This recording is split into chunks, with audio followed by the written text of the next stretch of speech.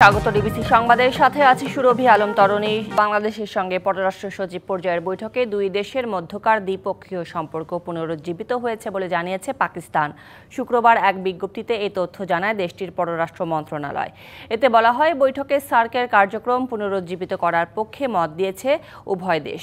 এ সময় কাশ্মীর ইস্যুতে জাতিসংঘের প্রস্তাব অনুসারে শান্তিপূর্ণ সমাধানের উপর জোর দিয়েছে পাকিস্তান। এছাড়াও উভয় দেশই তাদের রাজনৈতিক, অর্থনৈতিক, সাংস্কৃতিক, শিক্ষাগত ও কৌশলগত সহযোগিতা সহ নানা বিষয়ে বিস্তারিত মতবিনিময় করেছে। পাশাপাশি দুই দেশের অভিন্ন ইতিহাস, সাংস্কৃতিক বন্ধন এবং জনগণের আকাঙ্ক্ষার উপর জোর দেয়া হয়েছে বলেও জানায় ইসলামাবাদ।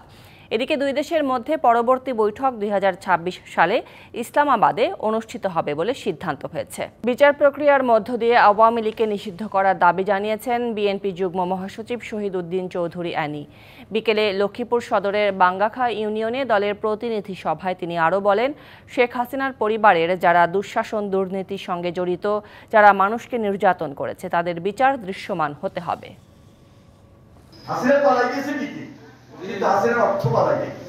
সবাইকে গ্রেফতার করা সম্ভব হয়েছে? এখন পর্যন্ত বিচার কিন্তু দৃশ্যমান না। হাসিনার পরিবারের যারা এই দুঃশাসন, দুর্নীতির সঙ্গে জড়িত, যারা ইউনিয়ন পর্যায়ে, ওয়ার্ড পর্যায়ে গডফাদার হিসাবে চিহ্নিত থেকে মানুষের অত্যাচার, নির্যাতন, দুঃশাসন তৈরি করছিল, তাদের বিচারও দৃশ্যমান করতে হবে। গোপালগঞ্জে বিজ্ঞান ও প্রযুক্তি বিশ্ববিদ্যালয়ের ছাত্র সমন্বয়ক ও ছাত্র অধিকার পরিষদের জসিম উদ্দিন এবং সদস্য সচিব সাইদুর রহমানের ওপর সন্ত্রাসী হামলার ঘটনা ঘটেছে। বিকেলে শহরের মডেল স্কুলের সামনে একদল সন্ত্রাসী তাদের ক্যাম্পাসের মধ্যে হামলা চালায়। আহতদের গোপালগঞ্জ জেনারেল হাসপাতালে ভর্তি করা হয়েছে। এই ঘটনায় এখনও মামলা হয়নি, তবে বিশ্ববিদ্যালয় প্রশাসনকে জানানো হয়েছে। প্রক্টরের সাথে আলোচনা সাপেক্ষে পরবর্তী পদক্ষেপ নেওয়া হবে বলেও জানান তারা। চট্টগ্রামে মোস্তফা হাকিম কলেজ ও আকবর শাহ থানার সামনে বৈষম্য বিরোধী ছাত্র আন্দোলনে শিক্ষার্থীদের উপর ছাত্রদলের হামলার প্রতিবাদে বিক্ষোভ সমাবেশ ও মিছিল করেছে সংগঠনটি। বিকেলে জামান খান এলাকায় এ কর্মসূচির আয়োজন করে সংগঠনটির চট্টগ্রাম মহানগর শাখা।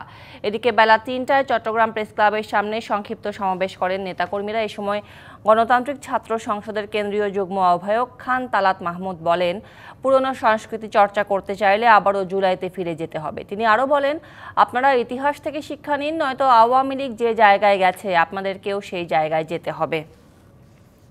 রাশিয়া ও ইউক্রেন যুদ্ধ বন্ধে কোনো স্পষ্ট অগ্রগতি দেখা না গেলে মধ্যস্থতা থেকে সরে আসবে যুক্তরাষ্ট্র। স্থানীয় সময় শুক্রবার ফ্রান্সের প্যারিসে একথা বলেন মার্কিন পররাষ্ট্রমন্ত্রী মার্কো রুবিও। এর আগে সেখানে ইউরোপীয় ও ইউক্রেনীয় কর্মকর্তাদের সাথে বৈঠক করেন তিনি। এ সময় রুবিও বলেন, ইউক্রেন রাশিয়ার যুদ্ধ বন্ধে কোনো ধরনের প্রচেষ্টা আর চালিয়ে যেতে চাচ্ছে না ট্রাম্প। ফলে আগামী কয়েক সপ্তাহের মধ্যে দ্রুত সিদ্ধান্তে আসতে হবে এই দুই দেশকে। মার্কিন পররাষ্ট্রমন্ত্রী আরও বলেন, গত 3 বছর ধরে ইউক্রেনকে সহায়তা করে আসছে যুক্তরাষ্ট্র, যা অতি বিলম্বে বন্ধ করতে চায় প্রেসিডেন্ট ট্রাম্প। আগামী সপ্তাহের শুরুতে লন্ডনে যুক্তরাষ্ট্র, যুক্তরাজ্য, জার্মানি ও ইউক্রেনের মধ্যে নতুন বৈঠক থেকে আরও সুনির্দিষ্ট জবাব আসবে বলে আশা ব্যক্ত করেন তিনি। পটুয়াখালীর কুয়াকাটায় রাখাইন ধর্মাবলম্বীদের 3 দিন ব্যাপী মাহা সাংরাইন রিলংপোয়ে বর্ষবরণ ও জলকেলি উৎসব শুরু হয়েছে। শুক্রবার সকাল থেকে শুরু হওয়া এই উৎসব চলবে রোববার পর্যন্ত। এই উৎসব ঘিরে রাখাইন জাতিসত্তার মানুষেরা আনন্দ উৎসবে মেতে উঠেছে। উৎসবের শুরুতে ফিলিস্তিনিদের স্মরণে 2 মিনিট নীরবতা পালন করা হয়। এদিকে বান্দরবানে মারমা সম্প্রদায় জলকেলির মধ্য দিয়ে তাদের বৈশাখী উৎসব শেষ করে। পটুয়াখালীর কুয়াকাটার রাখাইন পল্লীতে 3 দিনের বর্ষবরণ উৎসবে যোগ দিতে সকাল থেকেই নারীরা ঐতিহ্যবাহী পোশাক থামিন আর পুরুষরা লুঙ্গি ও শার্ট পরে সেজেছে। শিশুরাও সেজেছে নতুন পোশাকে। শুক্রবার বিকেলে আলোচনা সভার মধ্য দিয়ে শুরু হয় উৎসবের। পরে পানির উৎসবে অংশ নেয় তরুণ তরুণীরা। কেবল রাখাইন সম্প্রদায়ের মানুষই নয়, উৎসবে অংশ নিচ্ছেন পর্যটক ও স্থানীয় জনগোষ্ঠীও। এছাড়াও থাকছে ধর্মীয় আচার, সাংস্কৃতিক আয়োজন, জলকেলি এবং নানা সামাজিক অনুষ্ঠান। প্রতি বছরই এখানে পালন করা হয় কুয়াকাটাকে আমরা ফেরি দিই, নতুন বছরকে আমরা জলকেলির অনুষ্ঠানের মাধ্যমে আমরা বরণ করে নিই। আজকের দিনে আমরা সবাই মিলে, ছোট বড় সবাই মিলে হচ্ছে আনন্দ করি। তরুণ জেনারেশন যারা, নেক্সট জেনারেশন যেন আমাদের এই অনুষ্ঠানকে স্মরণ করতে পারে, তারা যেন ভুলে না যায়, এই কারণে আমাদের এই জলকেলি উৎসব। সবাই মিলে আনন্দ উপভোগ করুক এবং সংস্কৃতির সৌন্দর্য ছড়িয়ে পড়ুক, এমনটাই আশা জেলা প্রশাসনের। বাংলাদেশের যে ধর্মীয় সাম্প্রদায়িক যে সম্প্রীতি, সেটিকে তুলেছে। আমরা রাখাইন সম্প্রদায়ের এমন একটি উদ্যোগের জন্য অবশ্যই আপ্লুত। এদিকে বান্দরবানেও চলছে মারমা সম্প্রদায়ের সাংগ্রাই উৎসব। এই উৎসবকে ঘিরে পাহাড়ে চলছে পানির উৎসব বা জলকেলি উৎসব।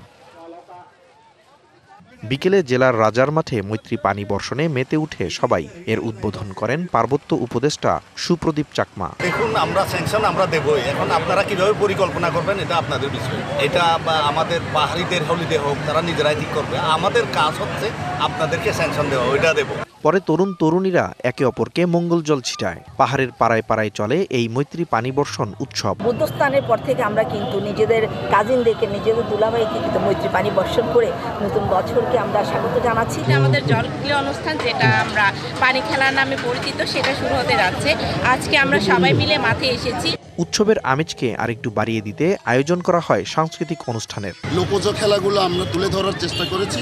আজকে থেকে পানি বর্ষণের মাধ্যমে পানি খেলা উৎসব, আমার সাংগ্রাই পানি খেলা উৎসব। AHF কাপ হকিতে বড় জয়ে দারুণ সূচনা করেছে বাংলাদেশ। নিজেদের প্রথম ম্যাচে কাজাখস্তানকে 5-1 গোলে হারিয়েছে আশরাফুল মিমোরা। জোড়া গোল করেছেন আশরাফুল। জাকার্তায় ম্যাচের পুরোটা সময় ছিল বাংলাদেশের আধিপত্য। 21 মিনিটে পেনাল্টি কর্নার থেকে প্রথমে বাংলাদেশকে এগিয়ে নেন আশরাফুল। 30 মিনিটে সমতায় ফেরে কাজাখস্তান। বাকিটা সময় শুধু বাংলাদেশের গল্প। একের পর এক বক্সে ঢুকেছে এবং গোল করেছে বাংলাদেশের খেলোয়াড়রা। 38 মিনিটে নাইম উদ্দিনও পেনাল্টি কর্নার থেকে দারুণ ড্র্যাগ ফ্লিকে গোল করেন। 1 মিনিট পরেই ফিল্ড গোল করে স্কোর লাইন 3-1 করেন রাকিবুল হাসান। 44 মিনিটে পেনাল্টি কর্নার থেকে কাজাখস্তানের জালে বল পাঠান সোহানুর রহমান সবুজ। ম্যাচ শেষের 1 মিনিট আগে নিজের দ্বিতীয় গোল করে দলের বড় জয় নিশ্চিত করেন আশরাফুল।